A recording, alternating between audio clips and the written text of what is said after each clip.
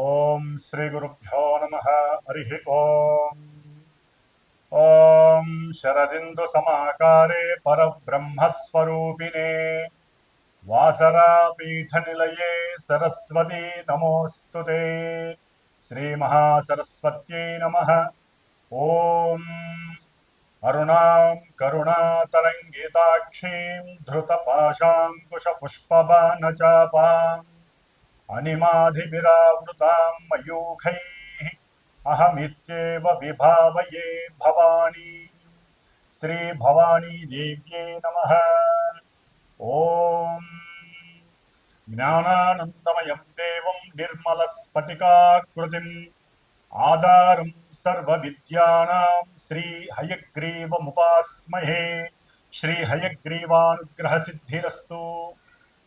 వీక్షించేటటువంటి ప్రేక్షకులందరికీ కూడా ఆ భగవత్ ప్రసాదం కలగాలని, నవగ్రహాల యొక్క అనుకూలతతో అందరూ కూడా నిత్యము సుఖ సంతోషాతులతో విరజిల్లాలని ఆశీర్వదిస్తూ, మరి ఈ ఆగస్టు నెల మొత్తం కూడా శ్రావణ మాసం, అంటే దాదాపుగా ఆగస్టు 24వ తేదీ వరకు కూడా శ్రావణ మాసంతో ప్రతి ఇంట్లో కూడా లక్ష్మీదేవి తాండవమాడుతూ విరాజిల్లుతూ ఉంటుంది. అంటే దైవ పూజార్థమై మనం అమ్మవారికి ఎంతైతే ఖర్చు పెడతామో అంతకంత కొన్ని లక్షల రెట్లు అమ్మవారు మనకిస్తుందని శాస్త్రవచనం. ముఖ్యంగా ఈ శ్రావణ మాసంలో స్త్రీలందరూ చేసుకునేటటువంటి వరలక్ష్మీ వ్రతము, అట్లాగే శ్రావణ శుక్రవారాలు, శ్రావణ పౌర్ణమి రాఖీ బంధనం, ఇవన్నీ కూడా విశేషమైనటువంటి లక్ష్మీ ప్రసాదాలని ప్రసాదిస్తూ ఉంటాయి. ఫలితాలు చాలా అమోఘంగా ఉంటాయి. అయితే మరి ఈ శ్రావణ మాసంలో అంతరిక్షంలో కొన్ని గ్రహాలు మార్పులు చేర్పులతో కొన్ని రాశుల వారికి ఏ విధంగా ఆ గ్రహాల యొక్క అమరిక వలన శుభాలు జరుగుతాయి, ఇబ్బందులు కలుగుతాయనేది మనం తెలుసుకోవాల్సిన అవసరం తప్పనిసరిగా ఉంది. ముఖ్యంగా ఈ శ్రావణ మాసంలో మరి ఆగస్టు 17వ తేదీన రవి కర్కాటక రాశిలోంచి సొంత రాశి అయినటువంటి సింహరాశిలోకి సంచారం ప్రారంభం చేస్తాడు. ఆ తదుపరి ఆగస్టు 11 తర్వాత దాదాపుగా కర్కాటక రాశిలో ఉన్నటువంటి బుధుడు మరి రుజు మార్గంలో ఇప్పటి వరకు ఆయన వక్రిస్తూ ఉన్నాడు. అంటే ఆగస్టు 11వ తేదీ వరకు కూడా బుధుడు దాదాపుగా 24 రోజులు వక్రించి 11వ తేదీ నుండి 29వ తేదీ వరకు కూడా కర్కాటక రాశిలో తన యొక్క రుజు మార్గంలో డైరెక్ట్ మోషన్లో చక్కగా తన యొక్క వీక్షణలతో ఎన్నో వ్యాపార రకాలైనటువంటి ఫలితాలను ప్రసాదిస్తున్నాడు. ఆ తదుపరి కుజుడు ఆల్రెడీ మనకి ఆయన కన్యారాశిలోకి వచ్చేసాడు. ఆయన దాదాపు సెప్టెంబర్ వరకు కూడా ఉంటాడు, 15 వరకు కూడా. ఆ తదుపరి చంద్రుడు 2.5 రోజులకు ఒకసారి ప్రతి రాశిని కూడా సంచరిస్తూ తన యొక్క ప్రభావాలని మనసు మీద ప్రభావితం చేస్తూ ఉంటాడు. గురుడు ఆయన మిథున రాశిలో ఉన్నాడు. దాదాపుగా ఆయన అక్టోబర్ వరకు కూడా అక్కడే సంచరిస్తూ ఉంటాడు, పెద్ద గ్రహం కాబట్టి. ఆ తదుపరి శుక్రగ్రహం. ఈ శుక్రగ్రహం గురుడితో కలిసి దాదాపుగా ఆగస్టు 20వ తేదీ వరకు సంచరించి మిథున రాశిలో 21వ తేదీ నుండి సెప్టెంబర్ 15 వరకు కూడా కర్కాటక రాశిలోకి ప్రవేశిస్తాడు ఈ శుక్రుడు. కాబట్టి ఆయన యొక్క సంచార ఫలితాలు విధిగా తెలుసుకోవాల్సిన అవసరం ఉంది. ఆ తదుపరి శని మహానుభావుడు వక్రించి ఉన్నాడు. మీనరాశిలో వక్రించి తన యొక్క ప్రభావాలని ఆల్రెడీ మనకి చూపిస్తూనే ఉన్నాడు. సునామీలు కావచ్చు, ప్రమాదాలు కావచ్చు, ఇబ్బందులు కావచ్చు, చూపిస్తూనే ఉన్నాడు. ఆ తదుపరి రాహువు చక్కగా కుంభరాశిలో ఉన్నాడు. కేతువు సింహరాశిలో ఉన్నాడు.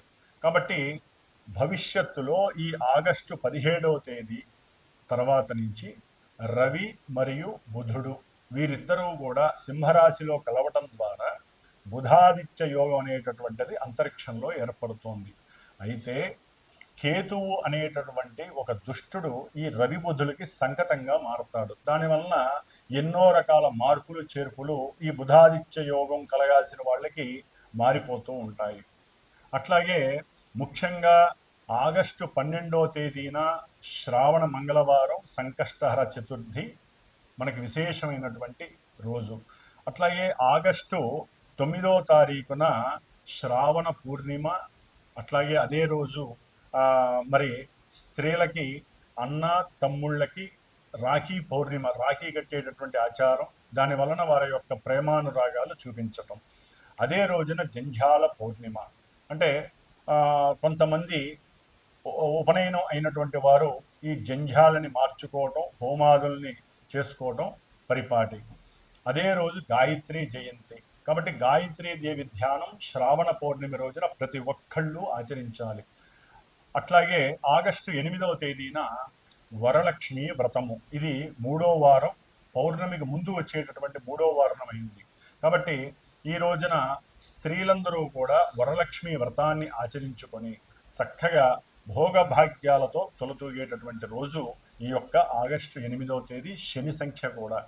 అట్లాగే మనకి ఆగస్టు 16వ తేదీన భగవద్గీతకి మరి సాక్షాత్తు ఆ యొక్క కృష్ణుడి యొక్క అష్టమి, మరి ఆ శ్రీకృష్ణ పరమాత్ముడి యొక్క పండగని అందరం కూడా హరే రామ హరే కృష్ణ కృష్ణ కృష్ణ హరే హరే అనేటటువంటి నామాన్ని ఆ రోజంతా కూడా నామస్మరణ చేస్తూ ప్రతి ఒక్కరూ భగవద్గీత ఏదో ఒక అధ్యాయాన్ని కానీ, ఒక శ్లోకాన్ని చదివి దానికి తాత్పర్య అర్థాన్ని కానీ ఆ రోజు కంపల్సరీ చదవండి. తన పండగే, కానీ ఇది కూడా చదవటం వలన ఆయన యొక్క సాక్షాత్కారం లభిస్తుంది చదివిన వాళ్ళకి. ముఖ్యంగా ఆగస్టు 21వ తేదీన, దాని తర్వాత మాస శివరాత్రి వస్తోంది, గురువారం అయింది. ఆ గురువారం రోజునే పుష్యమి నక్షత్రం రావడం ద్వారా ఇది గురుపుష్య యోగం అనేటటువంటిది కలుగుతోంది. దాని యొక్క విశిష్టత తర్వాత తెలుసుకోవచ్చు. ముఖ్యంగా ఆగస్టు 23వ తేదీన శ్రావణ మాసంలో బహుళ అమావాస్య శనివారం రావటం, అది కూడా పితృదేవతలకి మఖానక్షత్రం, దీనికి అధిపతి మఖానక్షత్రానికి అధిపతి పితృదేవతలు. మరి శనివారము అమావాస్య కలిసి రావడం చాలా విశేషమైనటువంటి యోగము. కాబట్టి ఈ రోజున, అంటే యోగం అంటే అమావాస్య ఇబ్బంది కదండి, శని వలన సమస్యలు ఉంటాయి కాదనట్లేదు, కానీ ఆ రోజున ఎవరైతే ముఖ్యంగా ఏలినాటి శని ప్రభావం జరిగేటటువంటి వారు, అష్టమ శని అర్ధాష్టమ శని జరిగేటటువంటి వారు, కంటక వేధాశనులు, శని మహర్దశ అంతర్దశ విదశలు జరిగేవారు, అంటే శనిగ్రహ ప్రభావానికి లోనైనటువంటి వారు ఎవరైతే ఉంటారో, ఎవరికైతే కార్యాలు ఆటంకాలు కలగటం, పునర్భూ దోషాల వలన ఏ కార్యక్రమమైనా 1-4 సార్లు వాయిదాలు పడటం, అది ఏ విషయమైనా, వివాహం కావచ్చు, సంతానం కావచ్చు, ఆర్థికపరమైన కావచ్చు, ఉద్యోగాదులు కావచ్చు, ఒక రాశికి ఎన్నో సమస్యలు ఉన్నాయి. కాబట్టి వీటన్నిటికీ చెక్ పెట్టేటటువంటి రోజు శ్రావణ బహుళ అమావాస్య, శ్రావణ మాసం రోజున ఆగస్టు 23వ తేదీన చాలా విశేషమైనటువంటి రోజు. ముఖ్యంగా అశ్విని నక్షత్రం, మఖా నక్షత్రం, మూలా నక్షత్ర జాతకులు ఎవరైతే ఉన్నారో వారందరికీ కూడా దోషాలు ఉంటాయి. కాబట్టి నక్షత్ర దోషాలు, మరి ఆ అమావాస్య రోజున పితృశాప దోషాలు, అట్లాగే ఈ శనిగ్రహ దోషాలు, నక్షత్ర దోషాలు, ముఖ్యంగా కుంభము, మీనరాశుల వారు, సింహరాశి వారు, కన్యారాశి వారు, ధనస్సు రాశి వారు, ఇందాక చెప్పిన శని దోషాలు ఉన్నటువంటి వాళ్ళందరూ కూడా, మరి అమావాస్య రోజున పుట్టినటువంటి వారికి కూడా విశేషమైనటువంటి జనన దోషం ఉంటుంది, బాలారిష్ట దోషాలు ఉంటాయి. కాబట్టి వీరందరికీ కూడా కంపల్సరీ శివాలయానికి వెళ్ళి నవగ్రహాలయంలో శని ముందు 19 ఒత్తులు వేసి నువ్వుల నూనెతో దీపారాధన చేసి 19 ప్రదక్షిణాలు చేసి స్వామివారి స్తోత్రం నీలాంజన సమాభాసం రవిపుత్రం యమాగ్రజం ఛాయా మార్తాండ సంభూతం తం నమామి శనేశ్వరం అనే మంత్రాన్ని 19 సార్లు చక్కగా చదువుకొని ఆ రోజున శివాలయంలో రుద్రాభిషేకము నువ్వుల నూనెతో కనుక చేయిస్తే సర్వ దోషాలు, సమస్త దోషాలు కూడా పారద్రోలిపోతాయి. కాబట్టి విశేషమైన రోజు. ఉజ్జయిని మహాకాళేశ్వరుడు యొక్క క్షేత్రంలో ఈ శనివారం అమావాస్య వచ్చినప్పుడు విశేషమైనగా జనం ఉంటారు, విశేషమైన అభిషేకం జరుగుతుంది, చాలా బాగుంటుంది. గంగానది పుట్టిన పితృదేవతలకి ఎంతోమంది మరి పిండ ప్రదానాలు చేస్తారు గైలో కానీ, అంత విశేషమైన రోజు ఇది. ముఖ్యంగా మనకి వెళ్ళలేనటువంటి వారు, కుదరినటువంటి వారు, మరి ఈ దోషాల వలన బాగా ఇబ్బందులు పడుతున్న వారు మరి మా యొక్క శ్రీమాత జ్యోతిషాలయ పీఠంలో ఈ యొక్క శ్రావణ బహుళ అమావాస్య రోజున విశేషంగా మఖా నక్షత్రము ఇందాక ఏదైతే చెప్పానో ఆ నక్షత్రాల పరంగా, అట్లాగే శనిగ్రహ బాధలు పడుతున్నటువంటి వారు కానివ్వండి, ముఖ్యంగా అమావాస్య రోజు పుట్టినటువంటి వారు కానివ్వండి, పితృ మాతృ గురు శాపాలు, ఇలాంటి శాప దోషాలు ముఖ్యంగా ఈ అమావాస్య శనివారం అనేటటువంటిది విశేషమైనటువంటి దోషాలను తొలగించడానికి అటు రుద్రాభిషేకం ఎంత విశిష్టతో హోమ ప్రధానం కూడా అంతే విశిష్టత. కాబట్టి ఎవరైనా సరే సంకల్పించి మీరు గనక నాకు ఫోన్ చేసినట్లయితే ఈ యొక్క విశేషమైనటువంటి హోమంలో మీ అందరి గోత్రనామాదులు కూడా తెలియచేస్తూ అవకాశం ఉన్నవాళ్ళు చక్కగా వచ్చి పాల్గొనొచ్చు. లేదా మీరు ఆ యొక్క హోమాన్ని వీక్షించేటటువంటి అవకాశం, అంటే అయిపోయిన తర్వాత మీరు కూడా వీక్షించే అనుకూలత అవకాశాన్ని కూడా కల్పింపజేస్తున్నాను. కాబట్టి ముఖ్యంగా ఈ యొక్క శ్రావణ మాసం అంతా కూడా విశేషమైనటువంటి రోజుల్ని అందరూ కూడా దేవతారాధనలతో చక్కగా ఆ దేవతల్ని ఆరాధిస్తూ శుభప్రదంగా ఉండాలని, మరి ద్వాదశ రాశుల వారికి ఈ ఆగస్టు 1వ తేదీ నుండి ఆగస్టు 31వ తేదీ వరకు గ్రహాలు ఏ ఏ రాశుల్లో సంచరిస్తాయి, వారికి ఏ ఏ ప్రభావాలు కలుగుతాయి, దానికి పరిష్కార మార్గాలు ఏమిటి అనేటటువంటి విషయాన్ని తెలుసుకుందాం. ఓం శ్రీమాత్రే నమః. మిథున రాశి. ఆగస్టు నెలలో మిథున రాశి వారికి లగ్నంలో, అంటే మీ యొక్క జన్మ రాశిలో ఉన్నటువంటి శుక్రుడు విశేషమైనటువంటి కార్యసిద్ధిని, ఏ కార్యం అనుకున్నా సరే అనుకూలతని, అట్లాగే మనోకేంద్రీకరణ శక్తి ద్వారా మీకున్నటువంటి సృజనాత్మకత, దేవి యొక్క బలము, అంటే అమ్మవారి యొక్క అనుకూలమైనటువంటి బలము, మీరు చేసుకున్నటువంటి పూర్వజన్మ పుణ్య ఫలితాలన్నీ కూడా మీరు అనుకున్నటువంటి సంకల్ప సిద్ధిని నెరవేరుస్తూ 20వ తారీఖు వరకు ఉండే అవకాశం ఉంటుంది. ఆ తదుపరి శుక్రుడు ద్వితీయంలోకి వచ్చి అఖండమైనటువంటి, అంటే మీరు చేసేటటువంటి కొంతమంది పాల వ్యాపారులు, అంటే ఈ మిల్కీ బిజినెస్ ఏదైతే ఉంటుందో వాటికి సంబంధించి, లేదా పెట్రోల్కి సంబంధించి, కిరోసిన్కి సంబంధించి, అట్లాగే వస్త్రాలకి సంబంధించినటువంటి, ఇట్లా ఏ విధమైనటువంటి వ్యాపారస్తులైనా సరే అఖండమైనటువంటి ధన లాభార్జన కలగడానికి అవకాశం ఉంటుంది. భార్యాభర్తల్లో ధనాన్ని ఖర్చు పెట్టి ఎవరో ఒకళ్ళ పేరు మీద ఒక గృహాన్ని లేకపోతే ఒక స్థలాన్ని కొనేటటువంటి అనుకూలతలు కూడా కలిగే అవకాశాలు ఎక్కువగా ఉన్నాయి మిథున రాశి వారికి.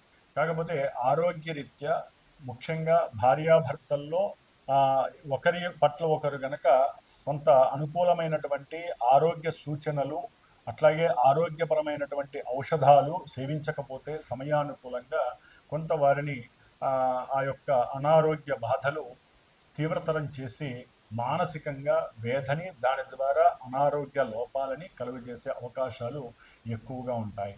ముఖ్యంగా వివాహ ప్రతిబంధకాలు అనేటటువంటివి కొంత, అంటే మాట్లాడుకుంటారు అవుతాయి అని, కానీ ఎక్కడో అక్కడ కొన్ని తెగిపోయే అవకాశం ఉంటుంది. అందుకనే ఆగస్టు 20 తర్వాత ఈ వివాహానికి సంబంధించినటువంటి మాటలు మాట్లాడుకోవటం ద్వారా, అంటే ఎవరైనా సరే వధూవరులు సక్సెస్ అవ్వడానికి అవకాశాలు ఉంటాయి ఈ యొక్క మిథున రాశి వారికి. ముఖ్యంగా శుక్రుడి యొక్క బలము, ఆ తదుపరి బుధుడి యొక్క బలము 20వ తారీఖు 29 వరకు కూడా బుధ శుక్రులు కలిసి ఉండటం ద్వారా విశేషమైనటువంటి లాభము, అది వ్యాపారాల్లో కావచ్చు, షేర్స్లో కావచ్చు, వస్త్ర వ్యాపారులు, నూలు వ్యాపారులు, పత్తి వ్యాపారులు, అట్లాగే చింతపండు వ్యాపారులు కానీ, ముఖ్యంగా బుధుడికి సంబంధించిన పెసర్లు వ్యాపారం కానీ, అంటే ఏ వస్త్ర వ్యాపారులైనా సరే, ముఖ్యంగా క్రయ విక్రయాదులు చేసేటటువంటి వారు, కుజుడు 4లో ఉండటం ద్వారా రియల్ ఎస్టేట్కి సంబంధించి ఎవరైనా వ్యాపారం చేస్తూ ఉన్నట్లయితే వాటిల్లో ఎప్పుడో బాగా ఆలస్యం అవుతూ ఉంటాయి వాళ్ళు అమ్ముదాం అనుకున్నా సరే. కానీ ఇప్పుడు కొంత అనుకూలమైనటువంటి పరిస్థితులు కలగడం ద్వారా అవి తొందరగా అమ్మేయటం, దానికి తగ్గ అవకాశాలు వీళ్ళకు రావటం జరుగుతాయి.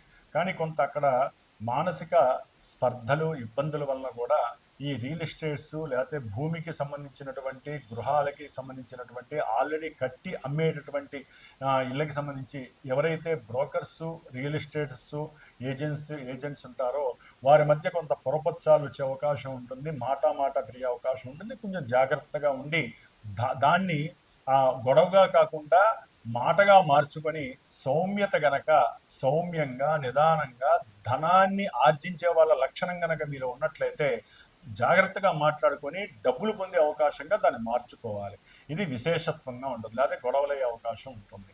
అట్లాగే మరి ఈ రవితో 17వ తారీఖు వరకు కూడా, ఆగస్టు 17 వరకు కూడా ద్వితీయంలో రవి ఉండటం ద్వారా ఇదే మాట బంధం అనేటటువంటిది పెరుగుతూ ఉంటుంది. లేనిపోని మాట, ఆవేశపూరితమైనటువంటి మాటలు జారటం, ఒకరి మధ్య ఒకరికి సయోధ్య సఖ్యత లేక అబాన్న వచ్చే అవకాశాలు కూడా మిస్యూజ్ అవ్వటం, లేకపోతే గవర్నమెంట్ వాళ్ళు తలదూర్చి దాంట్లో వాళ్ళు డబ్బులు అడగటం, అంటే అది పోలీసులు కావచ్చు, లాయర్లు కావచ్చు, లేకపోతే అంటే గవర్నమెంట్తో రిజిస్ట్రార్తో సంబంధం ఉన్నా, ఇట్లా ఎవరితో సంబంధం ఉన్నా వాళ్ళు డబ్బుకి ఆశించటం, మధ్యవర్తులకు అనవసరంగా మీరు అవకాశాలు ఇచ్చినట్టు అవుతుంది. కాబట్టి వాళ్ళతో అవకాశం ఇవ్వకండి.